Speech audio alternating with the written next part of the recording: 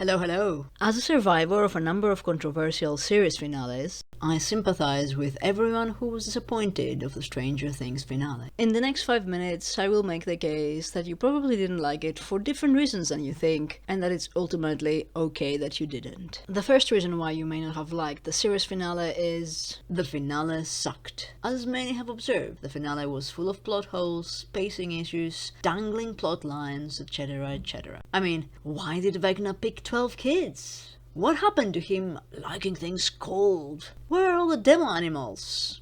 Among other things. And you have every right to be aggrieved. But, as I argued in another video that nobody watched, the show was never about tight plots and deep mythology. Vecna only came around in season 4. Before that, we had clouds in the sky and dumb monsters. We were still able to enjoy it, despite it hardly making sense. Reason 2 why you didn't like the finale. It was because it would not in any way make everyone happy. For everyone complaining about the very low body count, 2 if you count Callie, which I wouldn't, there's somebody complaining about 11 not getting a fair chance, Mike not getting a happy ending, Robin's girlfriend disappearing from the second half of the finale, and so on. The simple truth is, the finale could never make everyone happy, and teenage relationships usually don't carry very much into adulthood. The third reason why you might not have liked the season finale is story gravity. Story gravity is the gradual raising of the stakes that franchises keep doing to satisfy what they think the public wants. It's no longer about saving the neighborhood, the city, the planet, half the universe. You now have to save an entire multiverse for it to count. It's why, when the gang goes to another dimension to face a giant monster or a terrifyingly powerful villain, we consider it too easy. The story gravity issue is compounded by the fact that the series lasted 10 years, when really it should have lasted 5, much like the 5 seasons it had. After all this time waiting for it, our expectations would not be so easily satisfied. Reason 4 why you may not have liked the Stranger Things series finale is that the show modified its priorities on the way. What started as a cult hit that wanted to draw in audiences based on 80s nostalgia and references on thrillers and horror tropes, discovered on the way that, while yes, all those things were pretty cool, most of the audience was invested in the characters and their relationships. Elle was supposed to die at the end of season 1. Can you imagine the show without her? What about this guy who was also supposed to be expendable? Season 4 especially, with the introduction of Vecna and his very alluring backstory, really changed the rhythm of the show from monster fighting to something more intimate. It's not necessarily a bad thing for shows to change. My favorite example is Parks and Recreation, which modified its protagonist from a bureaucratic doofus in the first season to a bureaucratic dynamo in the second, making it a far better show. Reason 5 why you may have disliked the series finale is that you may have never been hurt from a series finale in the past. Maybe you've put a cork on the mess that was the Lost finale. Maybe you thought the writers, unlike the Cylons, had a plan. Maybe when Danny went for barbecue at King's Landing, you were looking away. It is unfortunately very common for shows that have built their brand on shock and awe to have disappointing endings, because very often they haven't really thought the whole thing through. The finale may be a learning opportunity for you. Maybe you can have more realistic expectations in the future to try and avoid the heartbreak.